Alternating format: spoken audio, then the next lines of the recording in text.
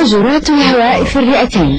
هنا يفرغ الدم حمله من ثاني أكسيد الكربون الذي حمله من الخلايا، ويحمل الأكسجين الذي تحتاجه الخلايا للعمل. هذه الحجيرات كم عددها يا ترى؟ 300 مليون، 600 أو 800 مليون؟ الآراء تختلف. مساحة سطحها من 70 إلى 90 مترا مربعا تقريبا، أي 50 مرة أكثر من مساحة جسم الإنسان.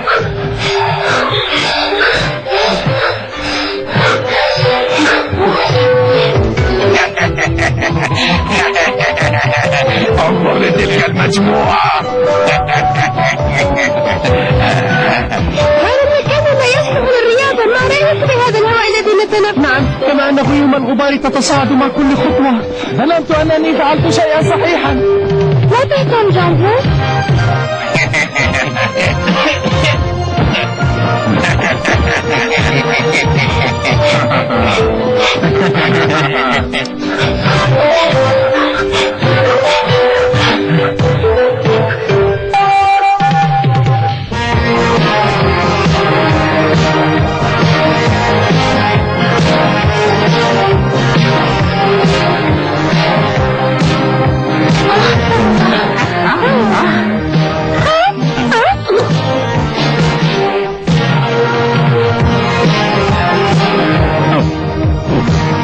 انتظري على مهلك، احذري من أن تقتربي منهم. لكن لماذا؟ إنهم يتنفسون بسرعة وقد يمتصونك. قد يكون ذلك مرضا. ماذا؟ هل أنت مجنونة؟ اسمعي، ألست سعيدة بأن تكوني حرة هكذا؟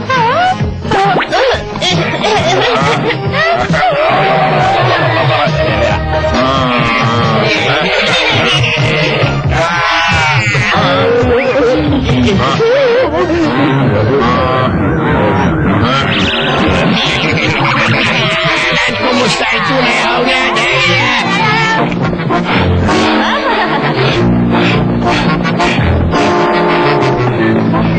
انتبهوا، جسم الإنسان مسلح جيدا ضد الفيروسات والبكتيريا، وهؤلاء العابثون يتصرفون كأنهم لا يعلمون. كما ترتبت أيها العجوز الهرب، سنريهم. إنكم فيروسات صغيرة، بإمكانكم المرور دون أن يراكم أحد، أما نحن لو حاولت المرور عبر فم لكان الفرصة أحسن، فهو غير محمي. اسمع مني. ماذا تعني بهذا القول؟ إنه يقترح تجنب الأنف عندما ندخل جسم الإنسان. إنه يقول إنه محمي جيدا، أما الفم فالدخول منه أسهل بكثير. وفر نصائحك لنفسك، نحن أذكى بكثير من ذلك.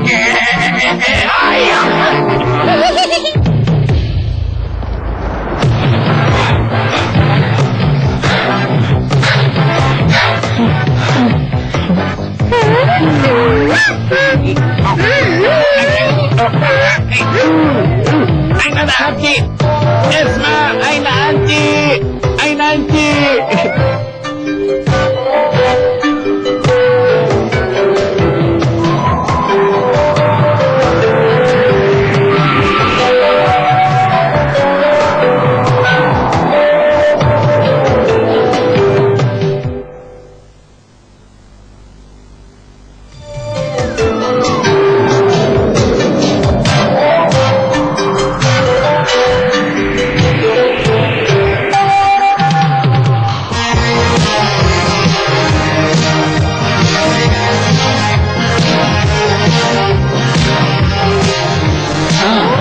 غسيل الأوتوماتيكي، هذا ضروري.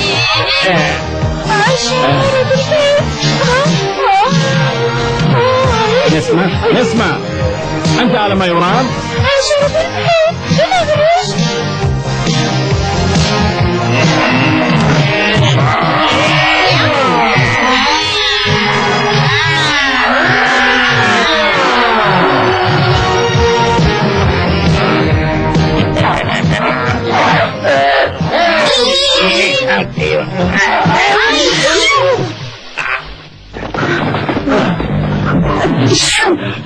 يوجد الكثير من الغبار في هذا المنتزه.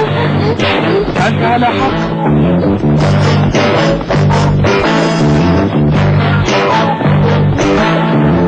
تقدموا يا رجال.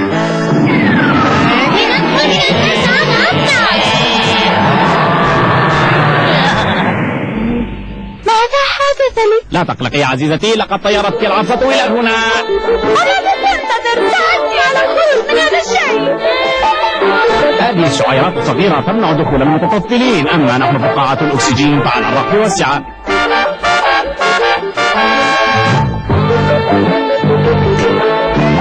الجو حار هنا يا عزيزتي، ولن تشعري بالبرد بعد الآن. ما أخذت ماذا نعمل هنا؟ أظن أننا نتدفى لنصبح في درجة حرارة الجسم.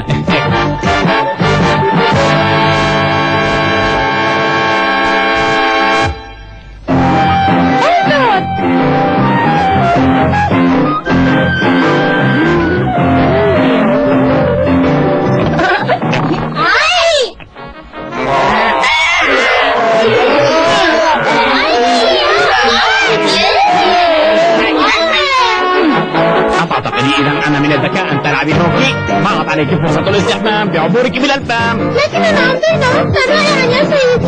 وهذا من المناسب لفقاعة الأكسجين أن تتحدث هكذا. انظري.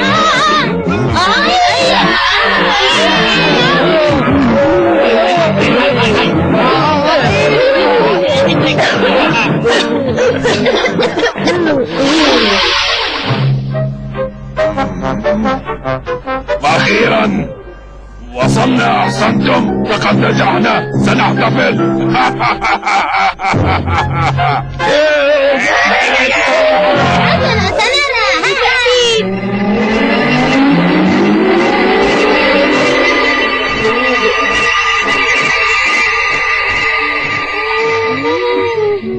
حسن، كنت على حق أم لا؟ هل واجهتم أي خطر؟ لا. أي دفاعات؟ لا. كأننا في نزهة. أنا عبقري. لكن أيها الرئيس، ربما لأننا دخلنا من الفم وليس من الأنف. كلام فارغ، وليس لهذا دخل في الخطة، ولدينا الآن كل الأسلحة التي نحتاج. اسمعوني جيدا، إنهم يرتعبون من أسلحتنا السامة، والآن هذا ما سوف نعمله. بعد قليل سنختلط مع السكان، ومن الضروري أن تعرفوا مهماتكم. إنهم يتصرفون على مهلك.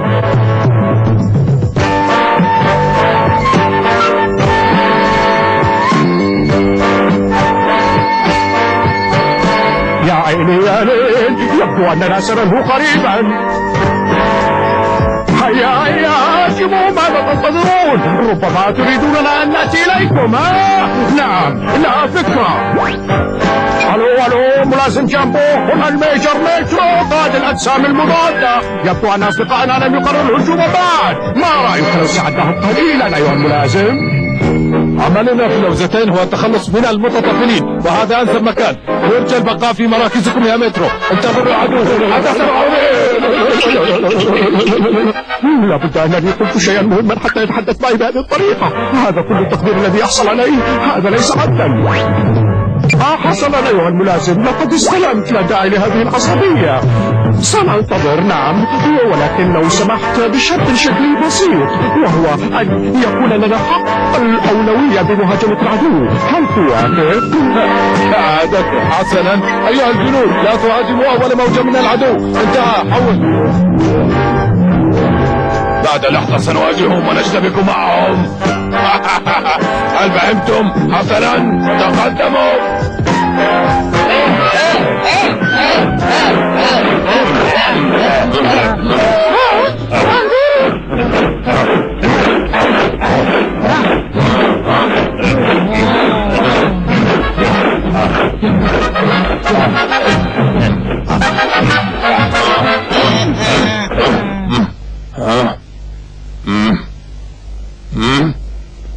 لا أراهم. هذا ممتاز. قليلا يا أصدقائي، تقدموا.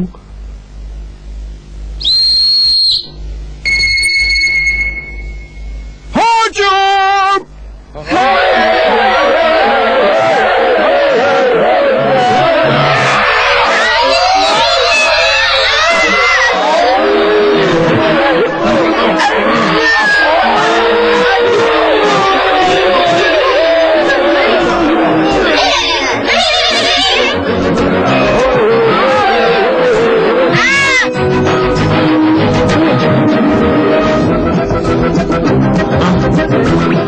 جميلا، انقسام، لننقسم من اثنين.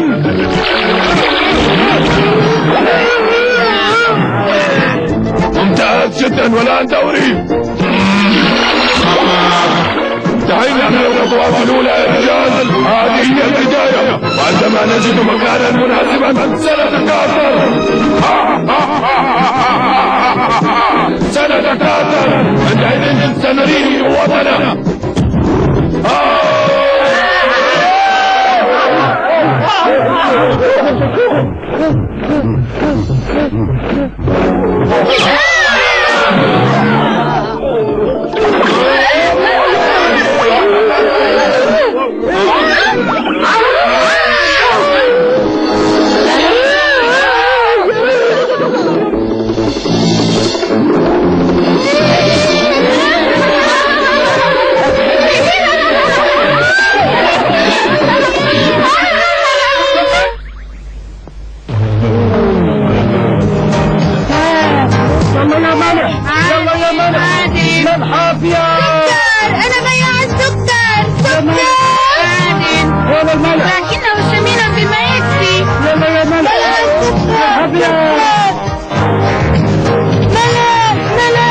ترون كلهم هنا بحاجة شديدة للأكسجين الذي نحمله. ولماذا؟ لأنه هنا في وسط هذه الخلايا يحدث التنفس الحقيقي في جسم الإنسان. هناك بالضبط يتحول الأكسجين إلى ثاني أكسيد الكربون.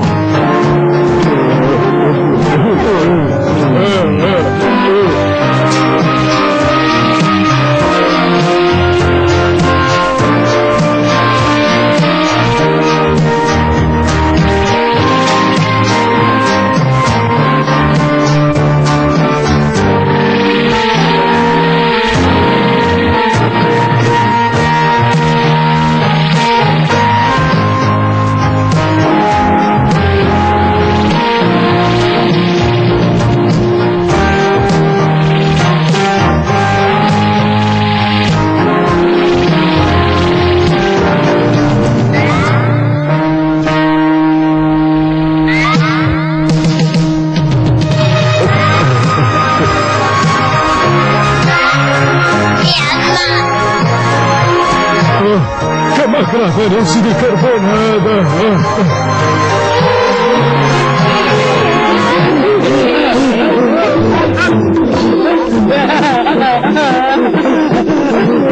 ما الذي أخرهم؟ ها قد عادوا.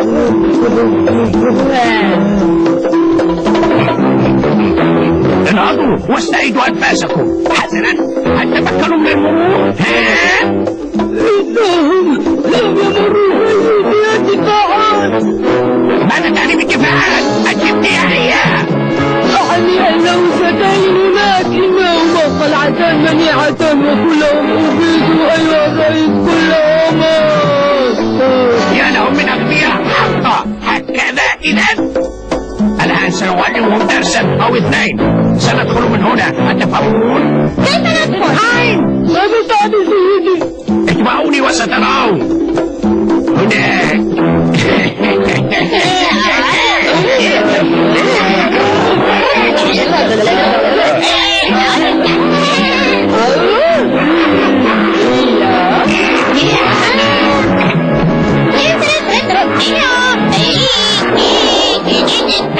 هنا خلية رقم 17067 حدث هجوم علينا. هنا من تفكيرهم خلية رقم 17083 نؤكد هجوم الفيروسات. الخلية 17101 الفيروسات تمت معرفتها، اصنعوا أجساما مضادة. نعم، عدنا للمشاكل ثانية. لا يمكن لهذه الخلايا أن تهدأ أبدا، إنها مثل السير. أخبريني يا قيادة الكروموسوم، ألم تسمع الأخبار بعد؟ نحن تحت هجوم فيروسي، هيا للعمل واصنعوا ملايين الأجسام المضادة.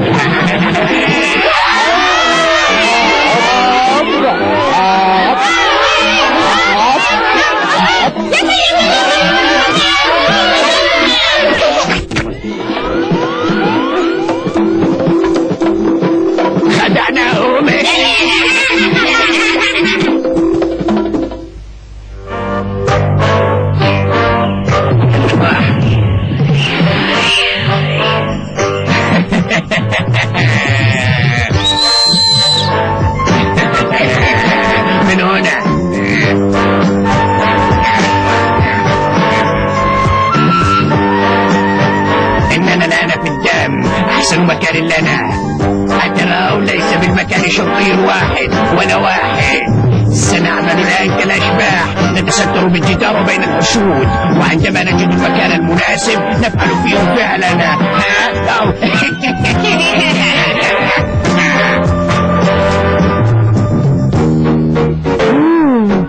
زوار الغرباء، انتباه، أريد بالليمفاوية، اتبعوني.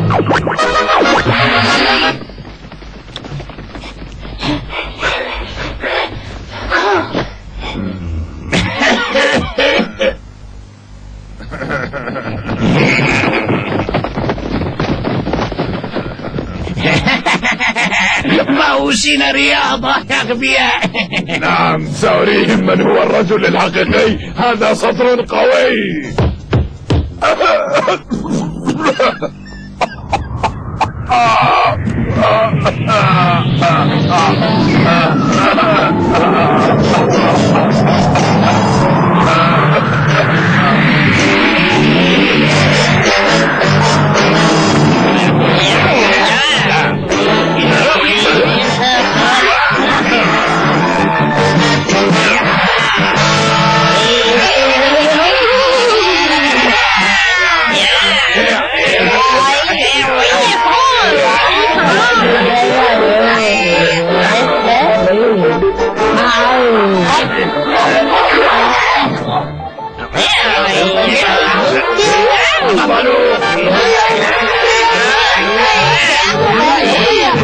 أين نحن الآن؟ لا تتعثروا. قمر ساحر كالعطار.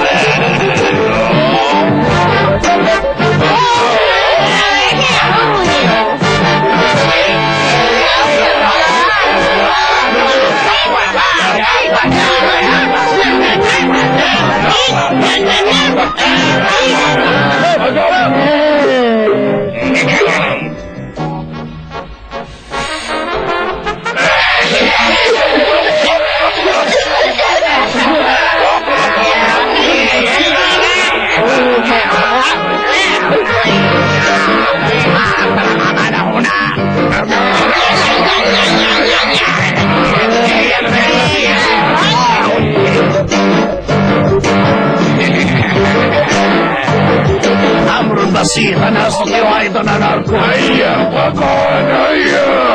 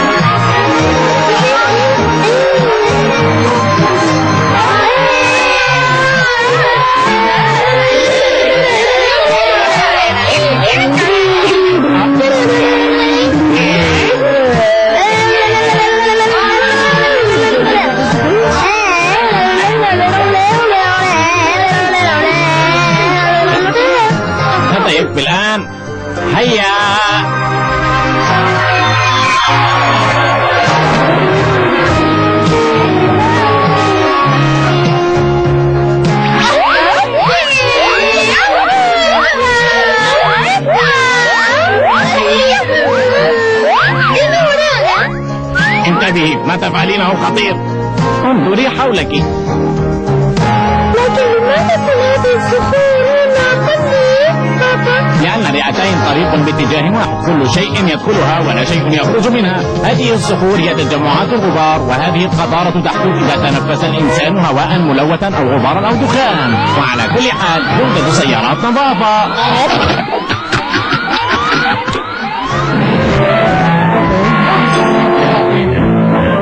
هيا بنا.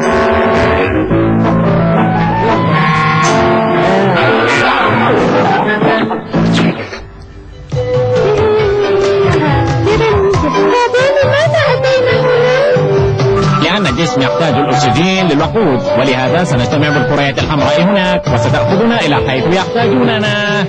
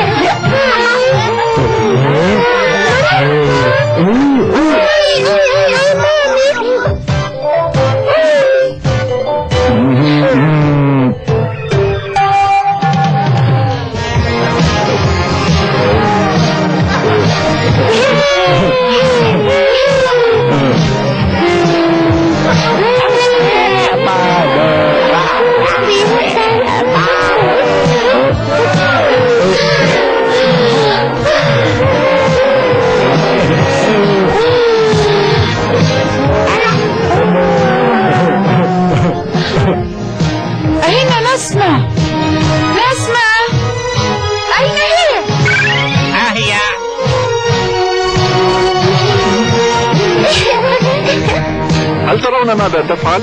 معلش لا تقلق، تعودت عليها. لا تضيعوا الوقت، والجسم لا يتوقف عن التنفس. هيا يا أولاد، إنهم بانتظارنا.